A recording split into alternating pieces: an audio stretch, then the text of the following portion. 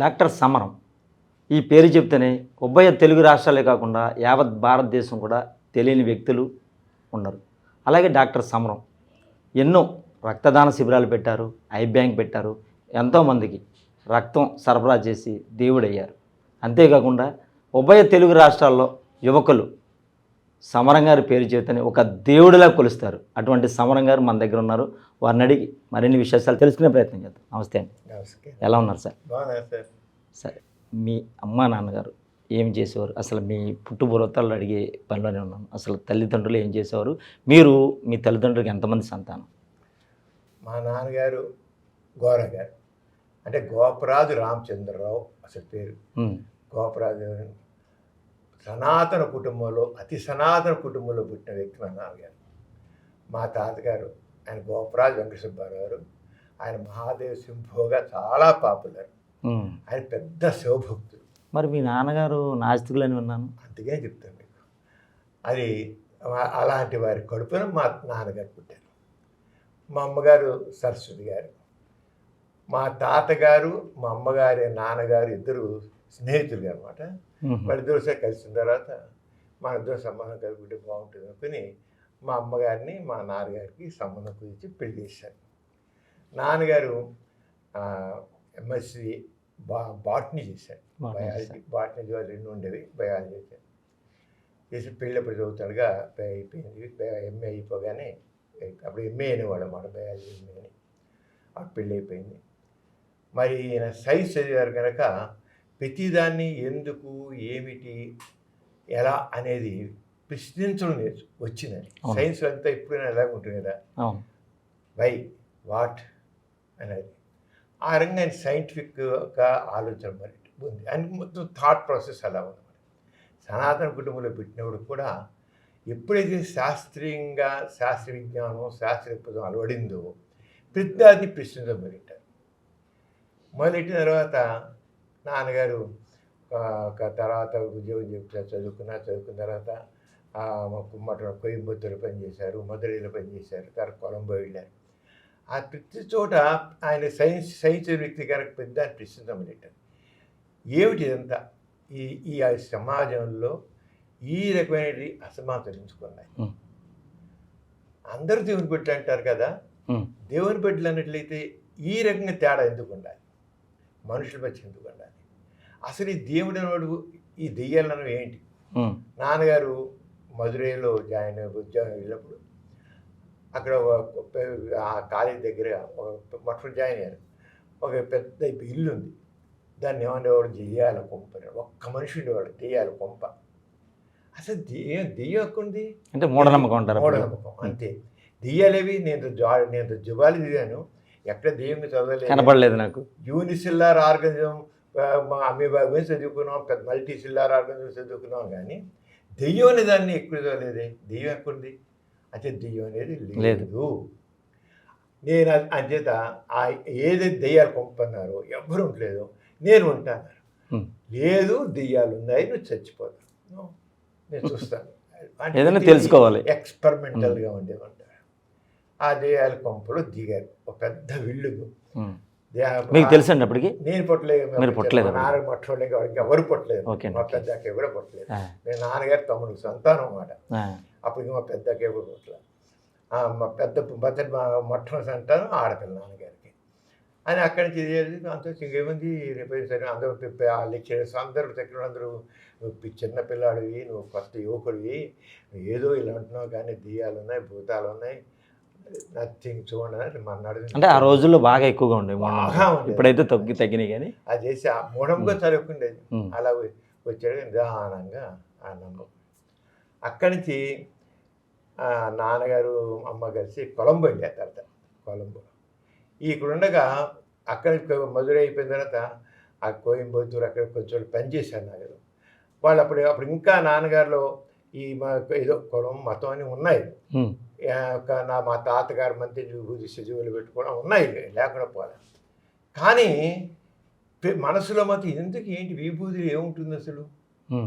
మా తాతగారు పెద్ద శివభక్తులు, అందరు దానికి అనేక మంది శిష్యులు వీళ్ళందరూ ఉండేవాళ్ళు.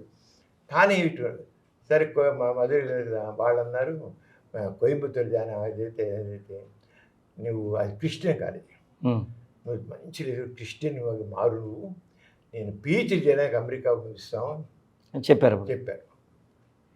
అస్సలు నేను ఏ మతం, ఈ మతాలు ఏంటి, కులాలు ఏంటి, నేను ఎందుకు మారాలి, అసలు ఈ మతాలు ఎందుకు, నేను ఎందుకు మారాలి అనుకున్నారు. నేను హిందూగానే ఉండొచ్చు, ఏదైనా అది నా ఇష్టం, నా ఇష్టం అంటే కాదంటే వద్దని అది కూడా మానేశారు. అక్కడ అనుక్షణం ఆయనకి ఎక్కడైతే వ్యతిరేకం ఉందో అని చూడ కాదు మానేస్తాను వచ్చారు. అంటే నచ్చలేదు అక్కడ, అంటే కులాలు మతాలు అంటే నచ్చలేదు. అక్కడంటే కొలంబో వెళ్ళారు. కొలంబోలో ప్రొఫెసర్గా వెళ్ళారు. కొలంబోకి మా పెద్ద అప్పుడు మా మొట్టమొదటి సంతానం గర్భశిశువు నా అమ్మకి. అక్కడ సూర్యగ్రహణం వచ్చింది. అందరూ వాళ్ళ దగ్గర బుద్ధిస్టులు, క్రిస్టియన్స్ వాళ్ళందరూ బయట తిరుగుతున్నారు, లేడీస్. హిందువులందరూ ఇళ్లలో అదే కదలకూడదు, నీళ్ళు పోసుకునే జాగ్రత్తగా ఉండాలి. మా నాన్నగారు అన్నారు, ఇక అసలు గ్రహణం అంటే ఇది, ఒక సూర్యుడు, చంద్రుడు, భూమి, సూర్యుడికి భూమికి మధ్య చంద్రుడు అర్థం వచ్చాడు కనపడకుండా పోతుంది అంతే. ఒకే కక్షలోకి ఒకే లైన్లోకి వచ్చేవాడు సూర్యుడికి భూమికి చంద్రుడు అర్థం వచ్చాడు, సూర్యుడు కనపడదు, అదే సూర్యగ్రహణం. అలాగే సూర్యుడికి భూమికి మధ్య, సూర్యుడికి చంద్రుడికి మధ్య భూమి అడ్డం వస్తే చంద్రుడు అయ్యింది అంతే అని చెప్పేసి చెప్పారు. మా అమ్మగారు ఓకే నేను గర్భిణిగా ఉన్నా సరే అందరితో పాటు అందరు తక్కిన మతస్థులు అందరూ శుభ్రం తిరుగుతారు, వాళ్ళవరకు ఇది జరిగింది గర్భిణీలు అందరూ ఉండగా నాకేం జరగదు. మా అమ్మగారు కూడా ఆవిడ కూడా తెలుసుకున్నారు, మొత్తం విన్నారు నాన్నగారు మాట. చక్క మా పెద్దక్కే ఇప్పటికి వస్తారు 95 సంవత్సరాలు మా పెద్దకి. ఆ యొక్క అన్ని చేశారు. అంటే ప్రతిదాన్ని పరిశీలించడం, ప్రశ్నించడం, పరీక్షించడం అని పెట్టుకుంది. జీవితం అంటే సైన్స్ అంటే అది, ఆ జీవితమే ఒక ఎక్స్పెరిమెంట్లు చేశారు. ఒక జీవితం ఒక పాఠశాల అయింది. అక్కడ చేరు అయింది. అలా వచ్చి మళ్ళీ కాకినాడ పిఆర్ కాలేజ్ చదివారు నాన్నగారు. అది పిఆర్ కాలేజీలో కొత్తగా బాటనీ పెడుతున్నాం రమ్మంటే అక్కడ నాన్నగారు ప్రొఫెసర్గా వచ్చారు. అక్కడ కూడా నాకు కష్టమై ఉంటుంది నాకు తెలిసి. వచ్చేకల్లా ఇక అప్పటికి ఎక్కువ అయిపోయింది.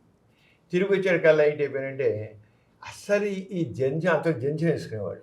అయితే బ్రాహ్మణులు, ఆర్యవైశ్యులు, రాజులు, క్షత్రియ వర్గులు జంజం వేసుకుంటారు. నాకు తెలియదు. ఆ జంజం వేసుకుంటే నా వచ్చేది ఏం చేశానంటే నేను ఈ కులాలు మతాలు అమర్చుకోలేదు, నాకు ఇవన్నీ అర్థం అనిపిస్తున్నాను, ఈ జంజం తీసి పారేస్తాను, తీసాను.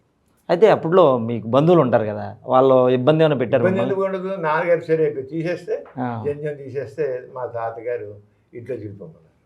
మీ తాతయ్య గారు వెళ్ళిపోమన్నారు అన్నారు. అప్పుడు 6 నెలల పిల్ల మా అమ్మ పెద్దకే 6 నెలలు పాపను వేసుకుని. అంటే ఉన్నారా వెళ్ళిపోయారా బయటికి? వెళ్ళిపోయారు. తండ్రి కదా మళ్ళీ బతిమాలుకోవడం వెళ్ళిపోన్నారు. బయటకు వస్తే అక్కడ బ్రహ్మ సమాజం సంబంధించిన వాళ్ళు అరుగిచ్చి అరుగు మీద ఉండమన్నారు. ఒక తడికి అడ్డం పెట్టుకుని కాలేజీలో ఆ టైంలోనే పిఆర్ కాలేజీలో ఆ రాతపత్రిక పిల్లల్ని విద్యార్థుల్ని ఒక రాతపత్రిక ఉండేది. 6 వేలు ప్రింటింగ్ ఉండవు కదా, అది తప్పు కదా. దాంట్లో దేవుడు లేడు అని ఒక ఆర్టికల్ రాశారు. పెద్ద గొడవ ఇది. దాంతో అది ఎట్లయినా కొద్దిగా బ్రహ్మ సమాజం కాలేజీ, కానీ దేవుడు లేడు కూడా కాదు, లేదు అని రాశారు. దేవుడు అనేది ఒక భావం మగ ఆడే లాభం అసలు, అది దేవుడు లేదు అని రాశాడు. లేదంటే రాశాడు కల్లా ఏది రాతపత్రిక అప్పుడు అవే కదా, రాతపత్రిక రాస్తే ఉద్యోగం తీశారు.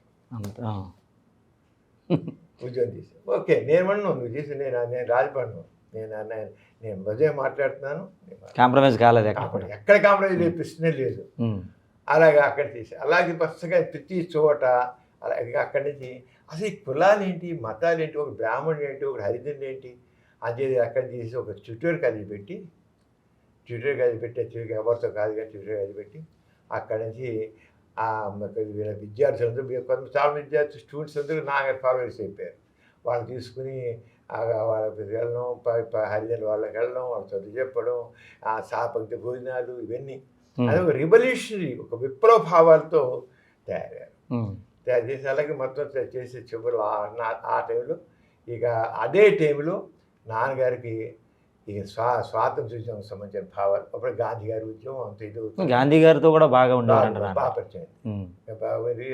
గాంధీ గారితో పరిచయం అయింది. గాంధీ గారితో తెలుసు విషయాలతో ముందు పరిచయం డైరెక్ట్ కావలేదు, తర్వాత పోయింది. అక్కడ గాంధీ గారి ప్రభావం. అప్పుడు దుర్గాబాయి గారు, మన దుర్గాబాయి దేశ్ముఖ్ అంటాం కదా, ఆ దుర్గాబాయి దేశ్ముఖ్ గారు ఆవిడ ఏ చదువు కదా కానీ స్వాతంత్ర్యం గురించి ఆవిడ యాక్టివ్గా పాటి గాంధీ గారి ప్రభావం ఉంది. దుర్గాబాయి దేశ్ముఖ్ గారు ఉన్నారంటే నేను చదువుకోవాలనుకుంటున్నాను అంటే నాన్నగారు మెట్రికులేషన్ ఉంచారు. ఆ టైంలో బాగా నాన్నగారికి ఇంకా ఆవిడేమో ఆల్రెడీ స్వాతంత్ర ఉద్యమంలో ఉంది. నాన్నగారి ప్రభావం అయ్యి అక్కడ నాన్నగారు బాగా ఆవిడ బాగా నేర్చుకుని ఇంకా తెలుసుకున్న విషయాలు రాజకీయాన్ని అక్కడ బాగా ప్రభావితం అయిపోయారు. అయితే నాన్నగారు స్వతంత్రోద్యమంలో ఏ పోరాటాలు చేశారంట? నాన్నగారు స్వాతంత్రం జైలుకి 1940గా క్విట్ ఇండియా మూవ్మెంట్లో పాల్గొన్నారు. నాన్నగారు అమ్మ, మా అక్కయ్య, మా అన్నయ్య, నాన్నగారు ఫాలోయర్స్ వీళ్ళందరూ కూడా జైలుకి వెళ్ళారు. 6 నెలలు జైలు శిక్ష పడ్డారు. 2 సార్లు 3 సార్లు కూడా జైలు శిక్ష అనుభవించారు. చాలా అమ్మ కూడా మొత్తం అంటే చివరికి బందర్ కాలేజీలో నాన్నగారు చివరికి ఎన్ని విజయం చివరికి బందర్ కాలేజీలో అప్పుడు సర్వేపల్లి రాధాకృష్ణ వైస్ ఛాన్సలర్ ఉంటాడు ఆంధ్రప్రదేశ్లో. గోరా గారు నాస్తికుడు అని చెప్పుకుంటున్నాడు. ఆయన చెప్పుడు తప్పేంటి స్వతంత్ర భావం ఆయన అంత ఆస్తుడైనా ఆయన స్వేచ్ఛ ఉందని చెప్పుకోవడానికి ఆయన భావాలు అని చెప్పి బందర్లో హిందూ కాలేజీలో బాటనీ డిపార్ట్మెంట్ పెట్టి నాన్నగారికి ప్రొఫెసర్ వేసేది. కానీ అక్కడ కాలేజీ నాన్నగారేమో ప్రతి ఆదివారం బయటకు వెళ్ళి నాసికత నుంచి ఏదో చెప్పాలి, ప్రజలు మార్చాలి చేసేవాడు. చేసి నాసికత మాట్లాడడం వెళ్ళలేదు, విద్యార్థులతో మాట్లాడడం వెళ్ళలేదు అన్నారు. అంటే అక్కడ మళ్ళీ 3 సార్లు ఉద్యోగం తీశారు. నాకు నీ ఉద్యోగం వద్దు నేను చెప్పేసి పోతే ఒక ముదురు అని ఒక విలేజ్ వచ్చేసి ఆ విలేజ్ నుండి పూర్తిగా స్వాతంత్ర్యంలో భాగం అయిపోవడం, నాసికత విచారం. అప్పుడు మా నాన్నగారికి మేము 9 పిల్లలు, మీరు అడిగారు. మా పెద్దకే మనోహరం మొట్టమొదటి పెద్దకేమో కొలంబోలోనికి పుట్టింది అంటే మనోహరం. ఇక నాన్నగారికి స్వాతంత్ర్యం వచ్చిన సాల్ట్ 1930లో సాల్ట్ సత్యాగ్రహం జరుగుతున్నప్పుడు ఉప్పు సత్యాగ్రహం అప్పుడు లవణం అని పేరు పెట్టారు. అంటే లవణం అంటే ఉప్పు అనేది లవణం. నాన్నగారు ఏం చేశారంటే గోపరాజు రామచంద్రరావు అంటే అది కులము మతం తెలుస్తుంది. గోపరాజుల గోను రామచంద్రరావు గోరా పేరు మార్చేసుకున్నారు. పేరులో కూడా కులం ఉండకూడదని చూసారు. అందుకే మా నాన్నగారు పిల్లలందరి పేరు కూడా మార్చిపెట్టారు. అన్నయ్య పేరు లవణం పెట్టారు.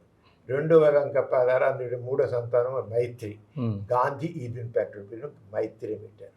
తర్వాత మా విద్య గాంధీ గారు బేసిక్ ఎడ్యుకేషన్ ఫీజు పెట్టినప్పుడు దాప్పుడు ఏంటంటే విద్య పెట్టారు. చెన్నుపాటి విద్య అని ఉంది. మా ఎంపీగా విజయవాడ నుంచి 2 సార్లు ఎంపీగా కూడా గెలిచింది తను.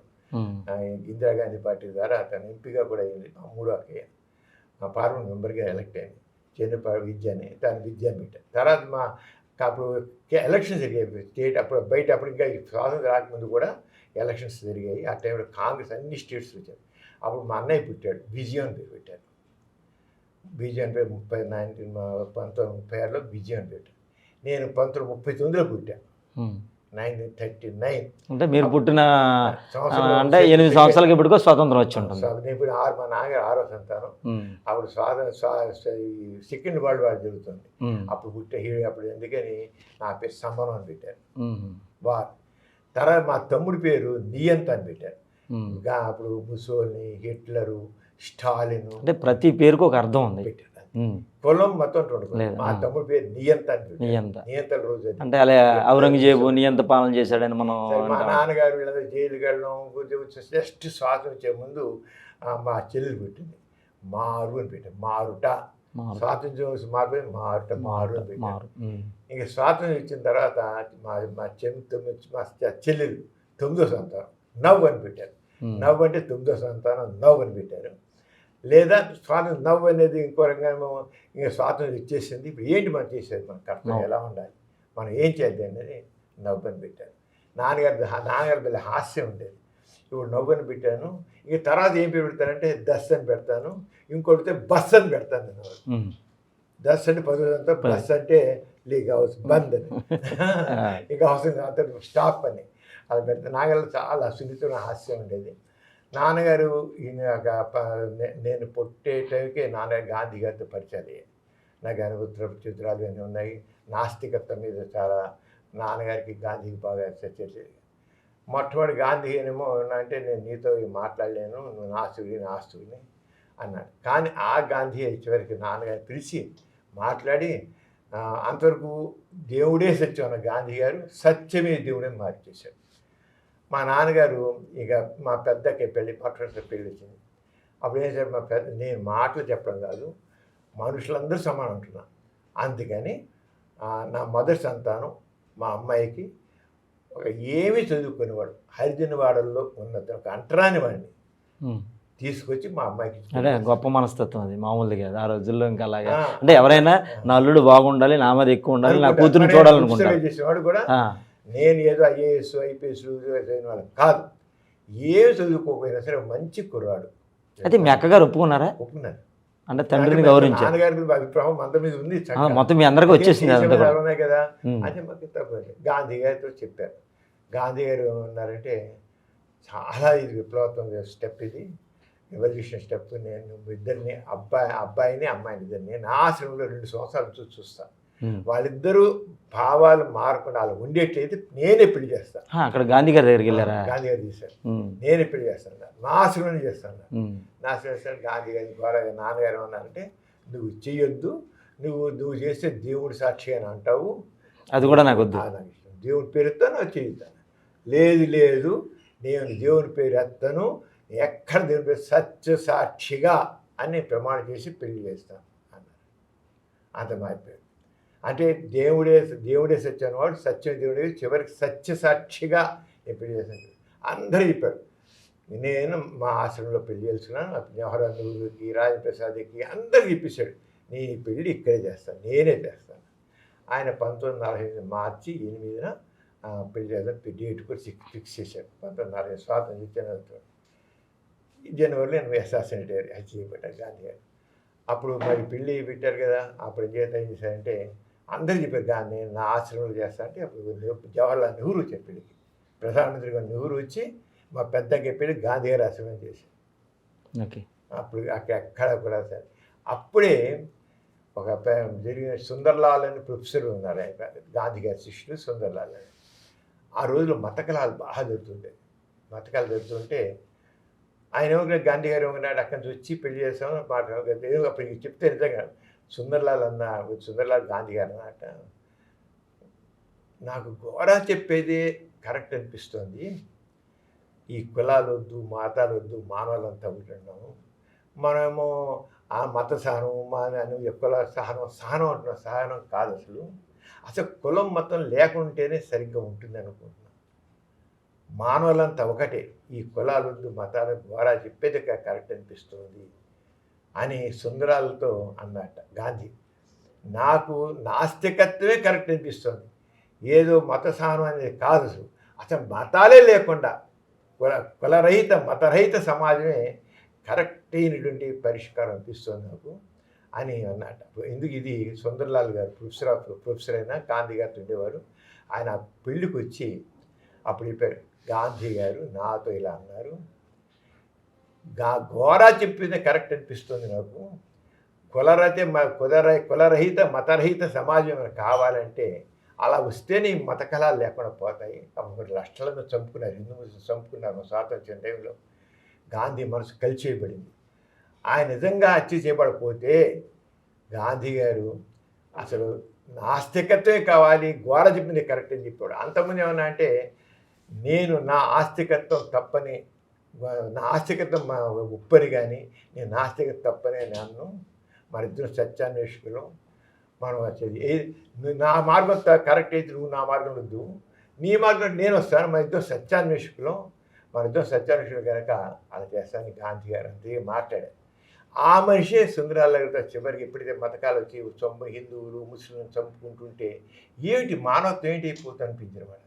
అంటే ఘోరా చెప్పిన మార్గమే కరెక్ట్ అనిపిస్తోంది, కులరహిత మతరహిత సమాజం కావాలనిపిస్తోంది అని అక్కడ ఆ మీటింగ్లో వచ్చి నెహ్రూ ఉండగా ఆ పెళ్లి సందర్భంలో సుందర నెహ్రూ పెళ్ళికి అప్పుడు నాకు ఇక్కడ గాంధీ గారు వేశారంటే 1946 స్వాతంత్రం 40 ప్రాంతంలో నాన్నగారిని మా కుటుంబాన్ని మొత్తం 15 రోజులు ఉంటాను నేను, ఈ 15 రోజులు మొత్తం నీ పిల్లల్ని నీ సంబంధించిన సహచరుల్ని అందరు చూసిన నా దగ్గరికి సేవగ్రాశ్రమంలోకి సేవగ్రం చెప్పి 15 రోజులు మా నాన్నగారు మా అందరితో మా పిల్లలతో రోజు ఒక అరగంట మాట్లాడారు గాంధీ గారు. నా ఇప్పటికీ కళ్ళ మంది గాంధీ గారు ఉంటారు. తర్వాత అదృష్టవంతులు మీరు. అప్పుడు నాకు 6 ఏళ్ళు ఉంటాయి. నా మొత్తం వచ్చి రావడం మాట్లాడడంతో ఆ తర్వాత ఏమో మా నాన్నగారి సహచరులందరినీ పిలిచి మాట్లాడారు గాంధీ అందరినీ. ఆయనలో చాలా మార్పు వచ్చిందండి గాంధీ గారిలో అప్పుడు. ఆ రంగా మొత్తం అయిపోయిన తర్వాత ఇంక నాన్నగారికి అయితే కులం నాస్తికత్వమే సరి అండి. దేవుడు అనేది అబద్ధం, ఊహ అబద్ధం. నిజమే. ఏంటి ఇది ఒక అబద్ధాన్ని పెట్టుకుని దాని మీద నైతిక విలువలు దాని మీద ఏంటి అయితే నాస్తికత సత్యం మీద ఉండాలి. అంతే చెప్పారు వాస్తవికత, సంఘ దృష్టి, వ్యక్తిత్వం. ఏదైనా ఏ సిద్ధాంతం సరే రియల్లీ సత్యం అవ్వాలి. రెండోది సంఘదృష్టి కావాలి. మన మనుషుల్లో అందరు సమానమైన సంఘదృష్టి కావాలి. సాంఘిక న్యాయం, సామాజిక న్యాయం కావాలి. రెండోది వ్యక్తిత్వం. వ్యక్తికి స్వేచ్ఛగా ఆలోచించే ఇది ఉండాలి. స్వేచ్ఛ వ్యక్తిత్వం అంటే స్వేచ్ఛ కావాలి. అరుగా నాస్తికత్వం మొదలైన ప్రధాన సూత్రాలు వాస్తవికత, సంఘదృష్టి, వ్యక్తిత్వం. వ్యక్తిత్వం అంటే మనిషి తన శక్తి మీద తన కృషిని నమ్ముకోవడం. ఆ రంగా నాన్నగారు 1975లో పోయారు. సన్నగా వీటిలో మాట్లాడుతూ సన్నగా పోయారు. చాలా ఉద్యమాలు చేశారు. చాలా మార్పు సమాజంలో మార్పు కోసం చేశారు.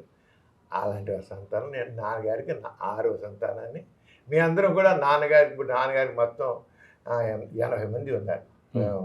మేము మా నాన్నగారి దాంట్లో 9 పిల్లలు కదండి. వచ్చిన కోడళ్ళు కానీ అల్లుళ్ళు కానీ పూర్తిగా గోరగారి భావాన్ని మా నాన్నగారి భావంతో అంగీకరించి ఇచ్చిన వాళ్ళే అందరూ కూడా. ఇప్పుడు ఉన్న వాళ్ళంతా కూడా పూర్తిగా వేరు కుల మతాల్లో పెళ్లి చేసుకుంటారు. వాళ్ళన్నీ కూడా వేరు కులాలు. ఒక్క కులం ఎవ్వరు కులం లేదు మాకు. క్యాస్ట్లిస్ట్ మ్యారేజ్. మా ఇంట్లో అన్ని క్యాస్ట్లిస్ట్ మ్యారేజ్ అంటాం. కులరహిత మతరహిత మ్యారేజెస్. అలాగే మా నాన్నగారి మనవలు ముని మనవలు మొత్తం 5 జనరేషన్స్ ఉన్నాయి ఇప్పటికీ. నాన్నగారి దాంట్లో కొద్దిగా 5 జనరేషన్ నాన్నగారు పోయారు కూడా. మా దాంట్లో కూడా ఇప్పుడు 9 పిల్లలు అయితే మేము 4 మిగులు ఉన్నప్పటికీ. మా పెద్ద అక్క ఉంది. మా పెద్ద గారు మన ఇటీవల కాలంలోనే పోయారు. 1 ఇయర్ కింద ఆయనకి 104 సంవత్సరాలు. 104. మా అక్కయ్యకి 96 సంవత్సరాలు. మంచి ఆరోగ్యం మొత్తం అందరూ కూడా కుటుంబం అంతా. పెద్ద అక్క 96 సంవత్సరాలు ఇప్పటికీ ఉంటాను. తర్వాత ఇంకా మా అన్న అయిపోయారు, లావణ్ అయిపోయారు, మా మైత్రికి అయిపోయింది, మా విద్యకి అయిపోయింది, విజయన్ అయిపోయారు. డాక్టర్ గారు ఎవరో ఉన్నారు మీ సిస్టర్? నా చెల్లెలే. మీ చెల్లెలే? నేను ఉన్నాను. మళ్ళీ మా తమ్ముడు నేర్చున్నాడు. మా చెల్లెలు మారుంది. మా చివరి చెల్లెలు మాత్రం కరోనా వచ్చిన టైంలో కరోనా వచ్చిపోయింది. కరోనా టైంలో తను నవ్వుని లాస్ట్ స్టేజ్ కరోనా టైం. చిన్న పిల్లగా అందరికి చివరి సంతానం కరోనా తేలిగ్గా అటాక్ అయిపోయింది. కరోనా అందరింట్లో వాళ్ళందరికీ కరోనా వచ్చింది కానీ తను డిశ్చార్జ్ కాలేకపోయింది. కోవిడ్ టైంలో కోవిడ్ ఎఫెక్ట్ అయింది తనకి. తను ఎంత 3 రోజుల్లోనే పోయింది. చాలా తీవ్రంగా హై ఫీవర్ 105, 106 జ్వరం వచ్చి ఇంకా తట్టుకోలేదని పోయింది. అయితే డాక్టర్లు అందరూ కూడా రాజకీయ నాయకులు అవుతున్నారు. ఎంతో సేవ చేసే సమరం గారు మరి రాజకీయాల్లోకి రావాలని ఎప్పుడు అనుకోలేదు? రాజకీయాల్లో రావాలని ఉందండి. కానీ ఇప్పుడున్న రాజకీయాలన్నీ కూడా పార్టీ రాజకీయాలు, ముఠా రాజకీయాలు. ప్రతి రాజకీయాలకి ఏ వ్యక్తి దూరం కాదండి. ముక్కు మూసుకుని అడవుల్లో కూర్చునే వాడికి తప్ప ప్రతి వాడికి రాజకీయాలతో సంబంధం. నాకు రాజకీయాలతో సంబంధం లేదు, కుదరదు. మీరుగా నేనుగా నాకు రాజకీయాలతో సంబంధం కుదరదే. నాకు రాజకీయాలు నా పరవు, నాకు రాజకీయాలతో సంబంధం కుదరదు. మనం కాదన్నా రాజకీయ వ్యవస్థ మన మీద రుద్దుతుంది. ఇప్పుడు మీరు నేను మాట్లాడతాం తప్పండి, ఏం చేయలేము. ఇప్పుడు చాలా వరకు మన భావ ప్రజ్ఞాస్ వచ్చి చాలా అడ్డంకులు ఏర్పడుతున్నాయి. ఇంకా ఒకరక మన భారతదేశాన్ని సెక్యులర్ స్టేట్ని దాని లౌకిక రాజ్యం తీసేయాలనే స్థితిలో మనకి ఇంకా జరుగుతున్నాయి. అలా ఉన్నాయి. ఇంకా మతత్వాలు ఇలాంటివి ఉంటున్నాయి. నేను అంచేత ఆ రాజకీయాలతో ఉన్నాయి. కానీ నేను నాకు ఉన్నాయి కావాలని. నేను చిరంజీవి గారితో చిరంజీవి గారు చేశారంటే ప్రజారాజ్యంలో చేశాను. నేను 2000 సంవత్సరం చిరంజీవి గారిని పిలిచి నేను బ్లడ్ బ్యాంక్ పెట్టాను. అలాగే నేను ఐ బ్యాంక్ పెట్టాను. నువ్వు నాకు ఈ చిరంజీవి చారిటబుల్ ట్రస్ట్కి నువ్వు చీఫ్ కోఆర్డినేటర్ ఉండు, సపోర్ట్ చేయమన్నా. సరే అప్పటికి నేను స్వేచ్ఛాగా ఐ బ్యాంక్ని పెట్టి ఐ డొనేషన్స్ కలెక్ట్ చేసి ఇచ్చామా. మేము 900 మంది 2 ఐస్ బ్రెయిన్ ముసలి గుడ్డి వాళ్ళకి చనిపోయిన వాళ్ళ కళ్ళు తీసుకుని పోయిన కానీయే కదా తీసుకుని ఇప్పుడు నేను దాని ఎగ్జిక్యూటివ్ డైరెక్టర్ ఉన్నాను. దాని తరపున 900 మంది గుడ్డి వాళ్ళకి కళ్ళు పెట్టి వాళ్ళ జీవితాలు పూర్తి మార్చి అసలు మనం పోయినా ఆ కళ్ళు జీవిస్తానంటే మనం అందులో కనపడతానే ఉంటాం. మరణించినా ఇంకో వ్యక్తి కంటి వెలిగించవచ్చు అనమాట.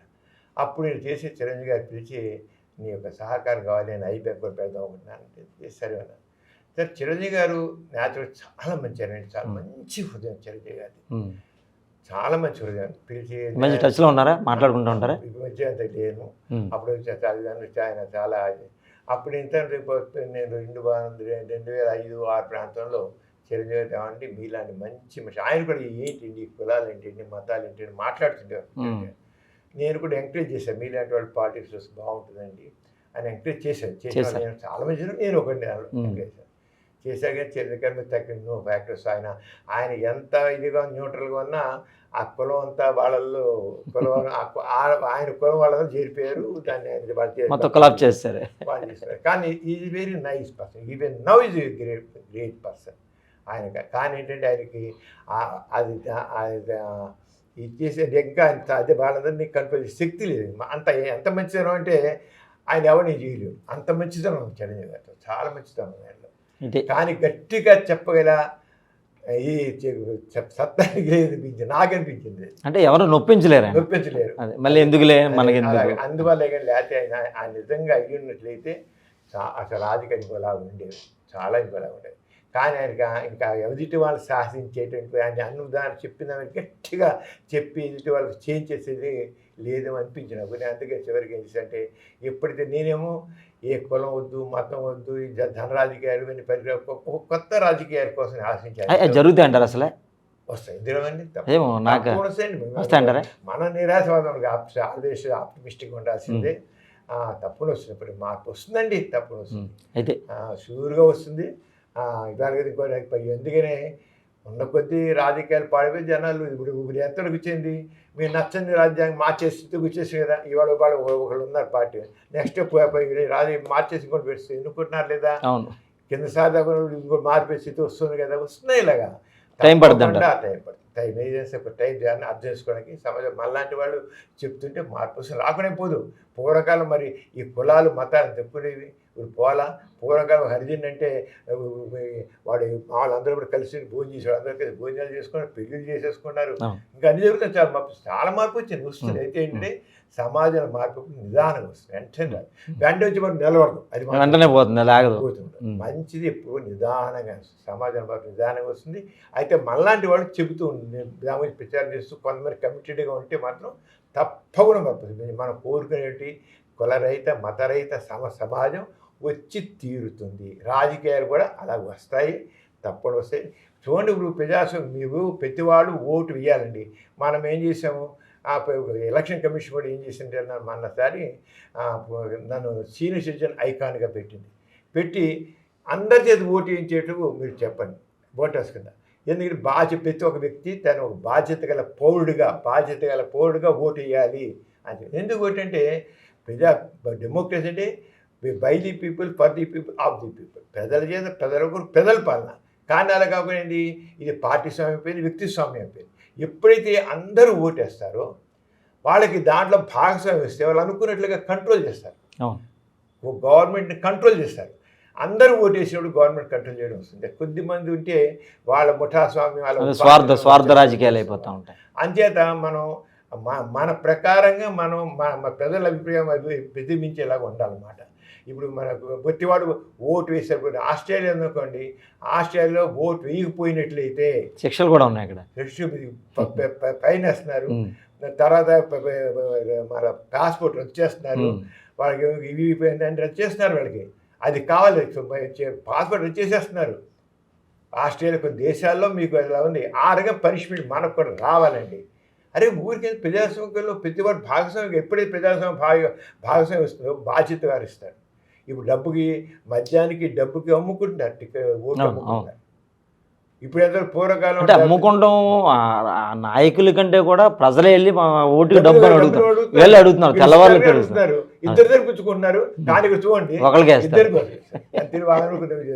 మరి ఇద్దరికి ఉండదుగా, 2 ఓట్లు ఉండదు కదా. పుచ్చుకోవడం అంటే తెలివి మీరిపోయారు, స్వార్థం వచ్చేసింది. కానీ కొంతకాలం వీళ్ళు అమ్ముకోరు.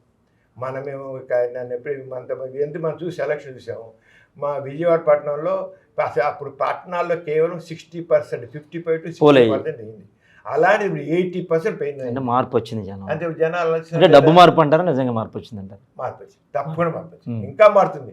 అందరూ 90-95% ఓటింగ్ ఎప్పుడు వస్తుందో మన ప్రభుత్వాన్ని కంట్రోల్ చేసేటి పవర్ ప్రజలకు వస్తుంది, అది రావాలి. వస్తుంది ఖచ్చితంగా. మీరు మార్పు వస్తుందంటే వస్తుంది, స్లోగా వస్తుంది.